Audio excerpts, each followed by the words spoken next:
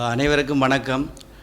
கடந்த 24ஆம் தேதி வடக்கு மாகாண ஆளுநர் அவர்களால் சாவகச்சேரி நகர சபையினுடைய உபதவிசாளராகிய என்னுடைய அந்த உபதவிசாளர் பதவியையும் நகர சபையினுடைய உறுப்பினர் என்ற பதவியையும் உடனடியாக நீக்கி அவர் வர்த்தமானி அறிவித்தல் ஒன்றை வெளியிட்டிருந்தால், உண்மையிலேயே ஏன் நான் அந்த பதவியிலிருந்து ஆளுநரால் தன்னிச்சையாக நீக்கப்பட்டேன் என்ற விவரம் எங்களுடைய தென்மாட்சி மக்களுக்கு தெரியும்.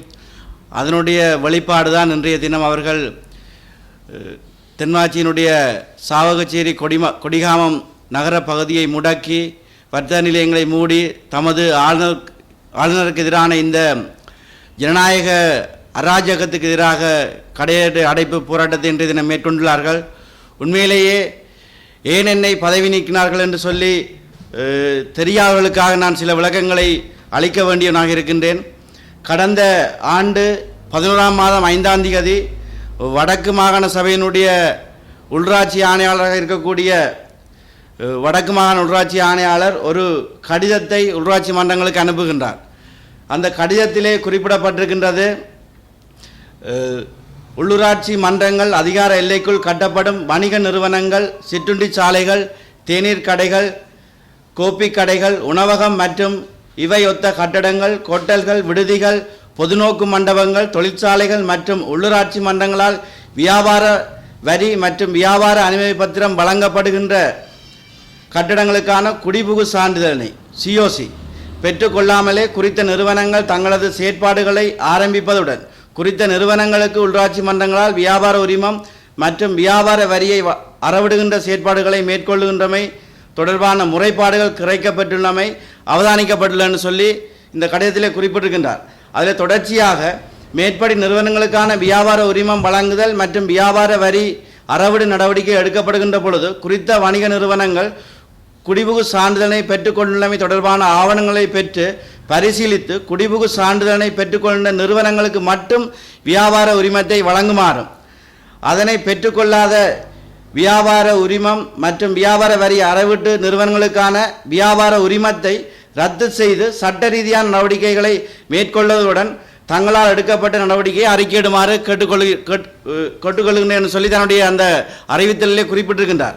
அதாவது கட்டட குடிபுகு சான்றிதழ் பெறாத வியாபார நிலையங்களுக்கான வியாபார உரிமத்தை இவர் நிறுத்தி சட்ட நடவடிக்கையை மேற்கொள்ளுமாறு இந்த அறிவுறுத்தலே கூறியுள்ளார். இந்த கடிதம் 11ஆம் மாதம் 5ஆம் தேதி எங்களுடைய கைக்கு கிடைத்தது.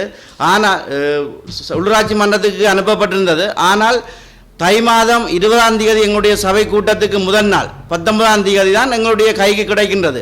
எங்களுடைய வர்த்தகர்கள் தை மாதத்திலே தங்களுடைய வியாபார உரிமத்தை அல்லது வியாபார வரியை பெறுவதற்காக நகராட்சி மன்றத்துக்கு வருகை வந்த பொழுது அவர்கள் அங்கிருந்த அதிகாரிகளால் திருப்பி அனுப்பப்படுகின்றார்கள். ஏனென்று காரணம் கேட்ட பொழுது வியாபார வரி அல்லது வியாபார உரிமம் வழங்குவதற்காக குடிபுகு சான்றிதழை சமர்ப்பிக்கின்ற பின்னர் தான் அவர்களுக்கான வியாபார உரிமம் வழங்கப்படும் என்று அறிவுறுத்தப்படுகின்றது. இது தொடர்பான முறைப்பாடுகள் இந்த வட்டாரத்தினுடைய உறுப்பினர் என்ற ரீதியிலும் உபதவிசாளர் என்ற ரீதியிலும் எனக்கு கிடைக்கப்பெறுகின்றது. அதை அடுத்து தான் நாங்கள் அப்போது செயலாளர் இந்த 11ஆம் மாதம் வந்த கடிதத்தை எங்களுடைய சபைக்கோ அல்லது கௌரவ தவிசாளருக்கோ சமர்ப்பிக்கவில்லை. இதை அவர் ஏற்கனவே சமர்ப்பித்திருந்தால் இது தொடர்பாக நாங்கள் விவாதித்து ஒரு இறுதிக்கட்ட முடிவுக்கு வந்திருப்போம். அவ்வாறு இல்லாமல் இந்த கடிதத்தை வைத்துக்கொண்டு எங்களுடைய வர்த்தகர்களுக்கு வியாபார உரிமம் வழங்காமல் தடுக்கப்பட்டுக்கின்றது. ஆகவே அதை நான் வெளிப்படுத்தும் முகமாக இந்த நடவடிக்கையை நாங்கள் மேற்கொள்ள முடியாது, இதை ஏற்றுக்கொள்ள முடியாதுன்னு சொல்லி நான் சபையிலே கலைத்திருந்தேன். உண்மையாக இன்றைக்கு வரைக்கும் நகரசபை எல்லைக்குள்ளே 700 நகராட்சி மன்றத்தின் எல்லைக்குள்ளே 725 வர்த்தக நிலையங்கள், வியாபார வரி அல்லது வியாபார உரிமம் பெற வேண்டிய 725 வர்த்தக நிலையங்கள் உள்ளன. இவற்றிலே 148 வர்த்தக நிலையங்கள் நகராட்சி மன்றத்தினுடைய சொந்த கட்டடத்திலே இயங்கக்கூடிய வர்த்தக நிலையங்களாக இருக்கின்றன. இவற்றிலே நகராட்சி மன்றங்களிலே இயங்குகின்ற வர்த்தக நிலையங்களுக்கு சிஓசி அல்லது குடிபுகு சான்றிதழ் பார்க்கப்படாமல் அவர்களுக்கு வியாபார உரிமம் வழங்கப்படுகின்றது. நகராட்சி மன்றத்தினுடைய வர்த்தக நிலைய கட்டடங்களுக்கு சிஓசியோ குடிபுகு சான்றிதழோ இல்லை. அதனையும் விட சிஓசி பெற்று வழங்கப்பட்ட இதுவரைக்கும் 5 வியாபார நிலையங்களுக்கு மட்டும்தான் சிஓசி பெற்று வியாபார உரிமம் வழங்கியிருக்கின்றார்கள். அதனையும் விட 41 வியாபார நிலையங்களுக்கு சிஓசி இல்லாமல் வியாபார உரிமம் வழங்கப்பட்டிருக்கின்றது. குறிப்பாக நாங்கள் இந்த 725 வர்த்தக நிலையங்களை பார்த்தோம் என்றால் 5 வர்த்தக நிலையத்தை தவிர இங்கே இருக்கக்கூடிய ஏனைய வர்த்தக நிலையங்களை இவருடைய கடிதத்தின் பிரகாரம் நாங்கள் நடவடிக்கை எடுக்க போனால் சாவகச்சேரி நகரில் இயங்கக்கூடிய ஏனைய 700க்கும் மேற்பட்ட வர்த்தக நிலையங்கள் இயங்க முடியாமல் முடக்கப்பட வேண்டிய அல்லது மூடப்பட வேண்டிய சூழ்நிலை ஏற்படும். ஆகவே இந்த விடயத்தை நான் சபையிலே வெளிப்படையாக இந்த மக்களுடைய பிரதிநிதியாக மக்களுடைய வாக்குகளால் தெரிவு செய்யப்பட்ட நான் அவர்களுடைய பிரச்சனையை இந்த வர்த்தகர்களுடைய பிரச்சனையை இந்த சபையிலே நான் கதைத்தேன் என்பதற்காக வடக்கு மாகாண ஆளுநராக இருக்கக்கூடிய வேதநாயகம் அவர்களால் 2016 2ஆம் மாதம் 13ஆம் தேதி இடப்பட்டு ஒரு வர்த்தமானி வெளியிடப்படுகின்றது. அந்த வர்த்தமானியின் பிரகாரம் எனக்கு விசாரணைக்காக அழைக்கப்படுகின்றது.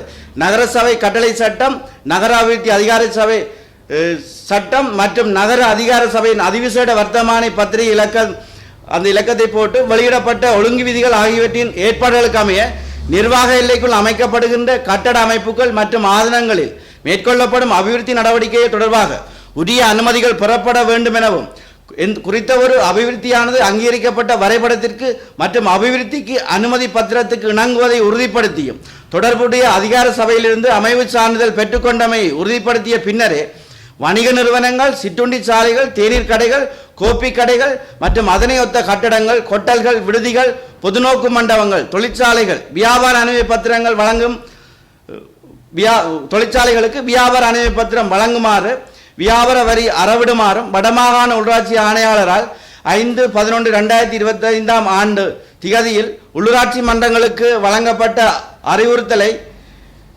20/1/2026 திகதியில் இடம்பெற்ற சபை கூட்டத்தில் உதாசீனம் செய்தமை தொடர்பாக விசாரிப்பதற்காக எனக்கு இந்த விசாரணை குழுவால் தனிநபர் விசாரணை குழுவால் அழைப்பு வந்தது. இந்த விசாரணை குழுவுக்கு நாங்கள் சமூகம் அளித்தோம். சட்டத்தரணி மதிப்புக்குரிய குருபரன் அவர்களோடு நான் இந்த விசாரணையை எதிர்நோக்கி இருந்தேன். இந்த விசாரணை 2 நாட்கள் இடம்பெற்றது. இந்த விசாரணையுடைய அறிக்கை இதுவரை எனது கைக்கு கிடைக்கவில்லை. நான் என்ன காரணத்துக்காக அந்த விசாரணையின் மூலம் என் மீது என்ன குற்றம் காணப்பட்டுள்ளது அல்லது என் மீது என்ன குற்றம் நிரூபிக்கப்பட்டது தொடர்பாக வடக்கு மாகாண ஆளுநராக இருக்கக்கூடிய இந்த அரசாங்கத்தின் அடிவரடியாக இங்கே செயற்படுத்தக்கூடிய வடமாகாண ஆளுநர் வேதநாயகத்தால் எனக்கு அந்த குற்றச்சாட்டு பத்திரம் அல்லது அந்த விசாரணை அறிக்கை இதுவரை வழங்கப்படவில்லை. இந்த மாகாணத்திலே அல்லது இந்த வடக்கிலே செய்ய வேண்டிய எத்தனையோ வேலைகள் இருக்க அவர் இன்றைக்கு சேர்க்கக்கூடிய வேலை என்னுடைய பதவி, என்னுடைய நகராட்சி மன்ற உறுப்பினர் என்ற பதவியை பறித்துள்ளமைதான் அவர் செய்துள்ள ஆக இந்த மாகாண சபை ஆளுநர் நியமிக்கப்பட்டதனுடைய அதிஉச்ச அதிகாரமாக அவர் பாவித்திருக்கின்றார். அவர் இந்த மாகாண சபையினுடைய அதிகாரங்கள் அல்லது உள்ளூராட்சி மன்றங்களுடைய அதிகாரங்கள் என்பதை தொடர்ந்து தெரிந்திருக்க வேண்டும். நாங்கள் இந்த வர்த்தகர்களுக்காக நாங்கள் இந்த மண்ணிலே இந்த மக்களுக்காக செயற்பட்டு கொடுக்கக்கூடிய நாங்கள் அவர் சொல்வதை போல இந்த உள்ளூராட்சி ஆணையாளருடைய சுற்றிலுவன் சொல்வதை போல நாங்கள் நடவடிக்கை எடுத்தால் இங்கே இருக்கக்கூடிய 700 வரையான கடைகளை திறக்க முடியுமா? இன்றைக்கு இந்த வர்த்தக நிலையங்கள் மூடப்பட்டுள்ளதை போல்தான் தொடர்ச்சியாக வர்த்தக நிலையங்கள் மூடப்பட்டிருக்கும். அவருடைய அறிக்கையின்படி அவருடைய அறிவுறுத்தலின்படி நாங்கள் நடவடிக்கை எடுத்திருந்தால் இப்படித்தான் இந்த வர்த்தக நிலையங்கள் தொடர்ச்சியாக மூடப்பட்டிருக்கும். ஆகவே ஆளுநர் செய்ய வேண்டிய வேலைகளை